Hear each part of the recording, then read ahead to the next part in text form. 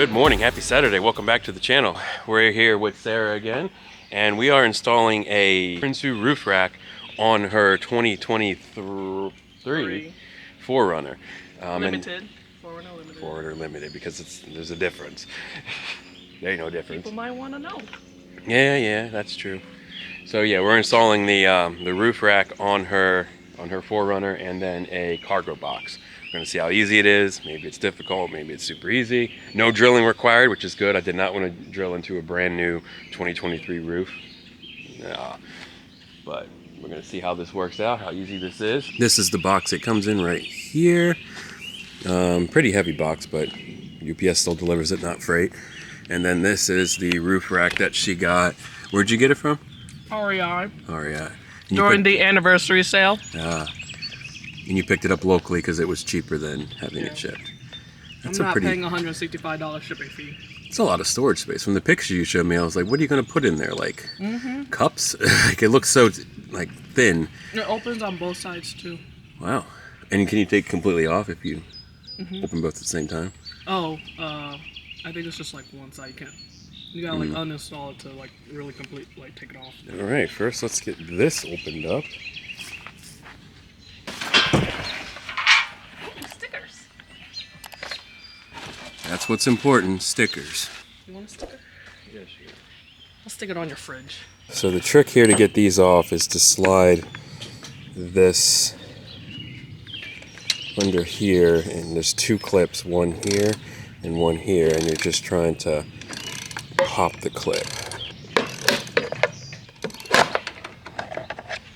And once those two clips are off, it just clips right off and over. And these are not reused. And then these two bolts have to come out, and they say remove them evenly so you don't put too much pressure on either one.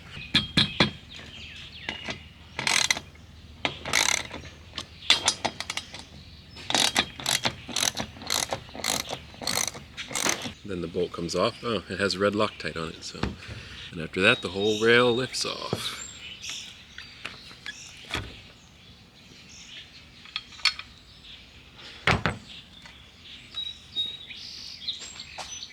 Okay, now we have to assemble the entire the new crossbar system outside of the 4Runner, and then we lift the whole thing up onto it.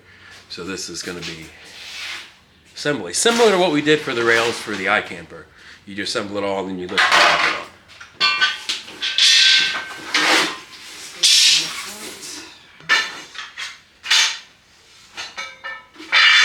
All right, as usual, you should always take out all the accessories, all the bolts, washers, get them all organized so you know what you're working with. We have a bunch of long bolts here, flat washers, smaller ones, more washers, these flat style washers with a flange on them, a bunch of reddish purple Loctite, and then some longer bolts here, some large washers.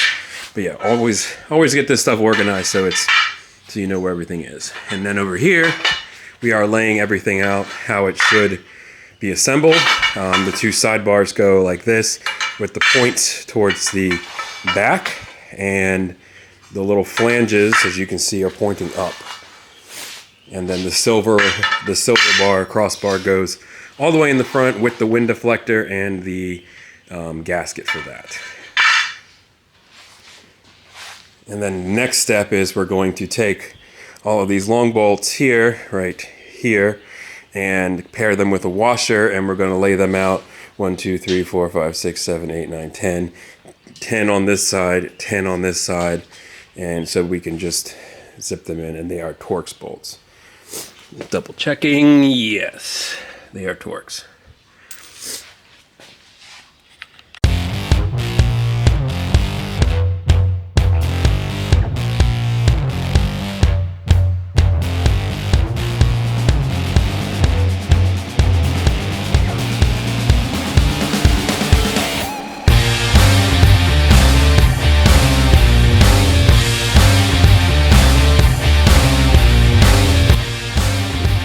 Okay, so we got all of these sidebars assembled, as you can see here. The Torx T30 screws with one washer go into all of these side rails, going all the way down.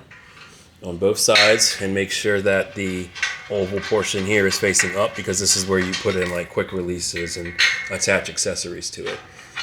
I had put that bar on this position, but I believe that this position is only for if you don't have a wind deflector, and we have a wind deflector, so this is going to go on these front bars here instead. Maybe. I'm pretty sure we have it backwards. What you mean? That's the front. Oh, fuck. Because these holes back here are too far back for these screws to hit, so this is the back of it. The pointed end is the front of it, so that bar has to come off of that front, because that's like flush with the edge. Let me show you right here. See, so this is flush with the edge right here, so this is where that bar will sit. Why it has to be silver, I don't know. It could have been black. It's getting covered up by a wind deflector anyways. No, but the silver one does not have those ovals cut into it, so you have to put those flat washers, those nuts on before you put the silver bar in. And then coming back over here to the wind deflector, we have 2, 4, 6, 8, 10.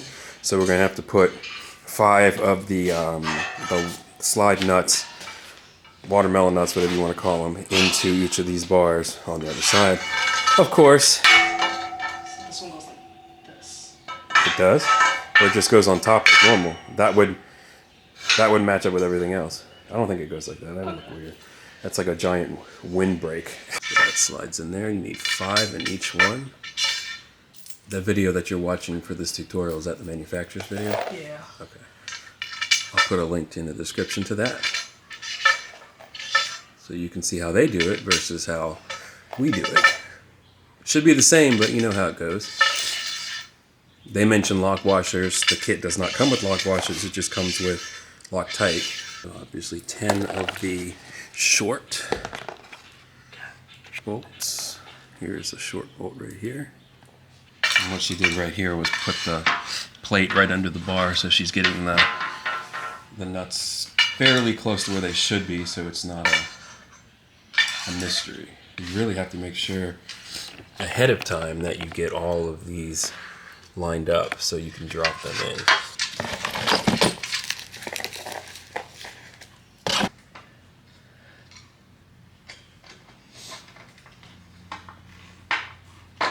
Should we have put this on before? You know, that's a great question. I was mistaken. This one on the end does go vertical versus the rest being horizontal.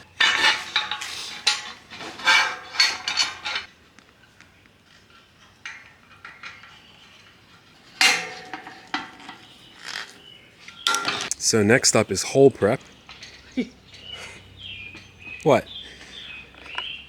So we're going to take this silicone we have and put it all around these holes and then some inside, so when we drop the spacers and then bolts in, it will seal up once everything is tight and connected and everything's dry.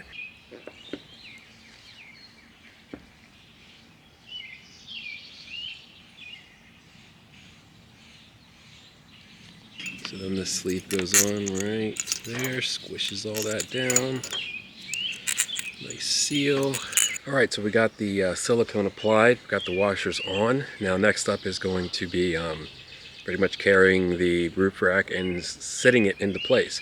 And then immediately after that we're going to take the bolts and then put the bolts down through the hole, through the washer, and then thread them in. Because the silicone's there, it will start drying quickly, so you got to keep it moving at this point.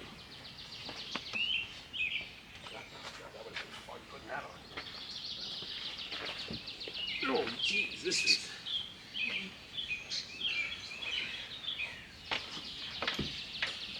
Yeah, the front can sit. It's got the thing on it.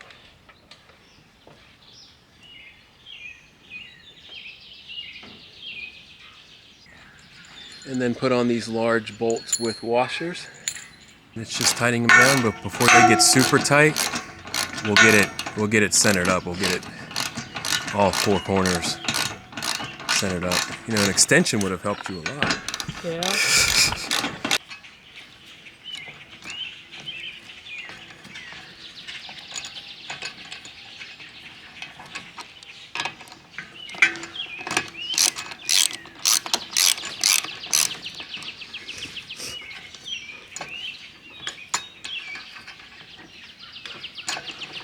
So they come with these little brackets here. Is this the double stick tape came on it? Yep. Okay. And this is the foam, or just, I guess it's just double stick tapes? Foam? Because the video said foam, but it doesn't look like it comes with foam. But so this is going to sit on this bracket right in there, and then it supports the front of the roof rack. So we're marking the edges of this weather stripping and then taking this back out again. Just pop this weather stripping up and hopefully it just slides on out. Pull it out just enough like this and then we'll cut it. I don't have to take the whole thing out. Yeah. Oh, I have to cut first? Yeah. For the record, she made me cut first, so when that didn't scratch anything.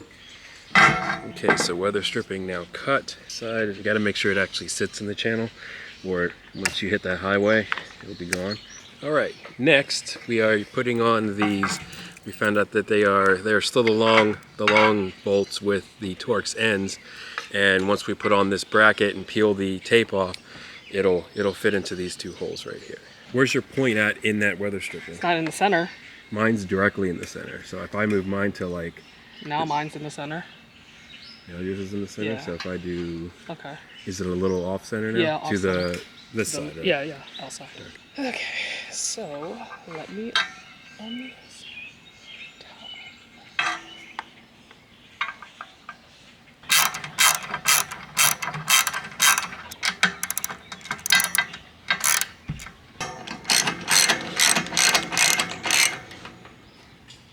Okay, to recap what has happened so far. So we got these two bolts here. There's an L bracket with the double stick tape. You have to cut this weather stripping out here and here, and then these two bolt down with a long Torx T30 bolts washer with nuts on the back side, and that just sits in here. It's just a support so nothing crashes down on that side. And then we're going back and we're tightening these down all the way.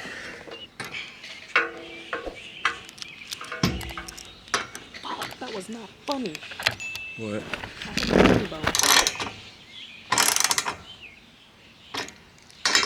So, we got the roof rack on. That's ready to go. There's some kind of accessory. Oh, grab handles. Got to put the grab handles on next. Sarah is unboxing those right now. And then after the grab handles, we can get the container out of the back of her 4Runner and stick it on. It should be pretty easy. It just kind of sits on those quick mounts.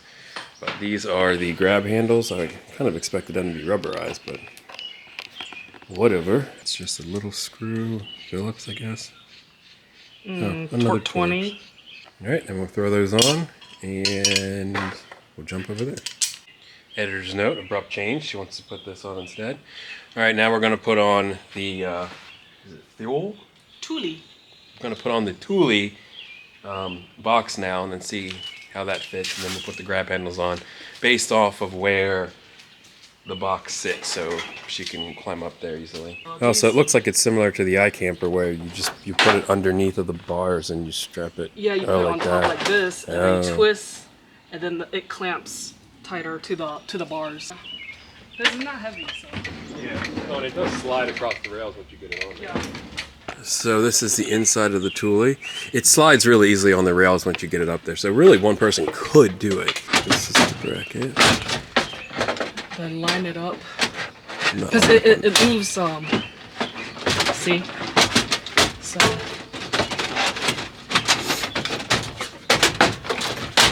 Oh, so I can move it back to this bar. I can slide back and hit that bar. This is not, look, it's not like the claws are not long enough. Oh yeah, it's like barely hanging on. All right, so the current problem is the teeth that I don't have any near me to use. The teeth don't grab down enough to hit these crossbars, so there's probably a kit out there to adjust or to adapt. Okay, so we found that the Thule box does not fit on this 4Runner. So they make different kinds of boxes. Some of them have a really flat bottom, and the Thule has like ridges for standard cars, as you can see over here. The Subaru has built-in rails, and the crossbars cross over. There, you can pop them out and pop them in, and it fits perfectly on the Outback. Sarah's actually trying to get me to buy this off of her. But if you see here, let me flip the screen around so I can see. So if you see here, then it has these indents, so it sits down into the frame or into the rails, and then it just bolts down like this. It goes all of 30 seconds to put on the Outback. Versus over here, since this style rail is flat all the way across, it's not ridged like that. She needs a flat bottom style, which will sit on these rails here and then mount easier. The other option is to take off I think these 2 rails, leave on 3, and then take off the next 2 or something like that.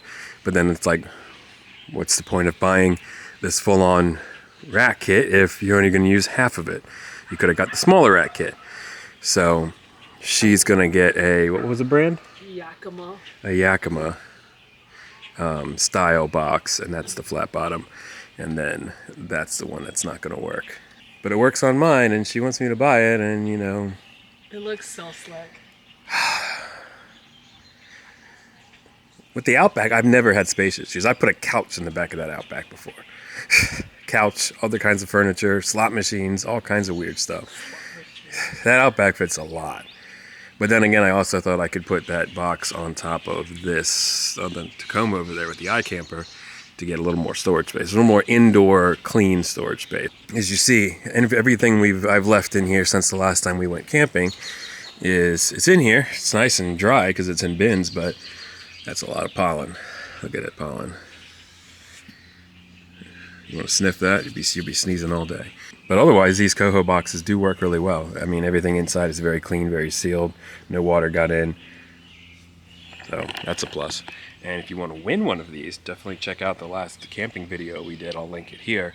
And you can win one of these. All you have to do is comment, like, and subscribe. Comment on that video.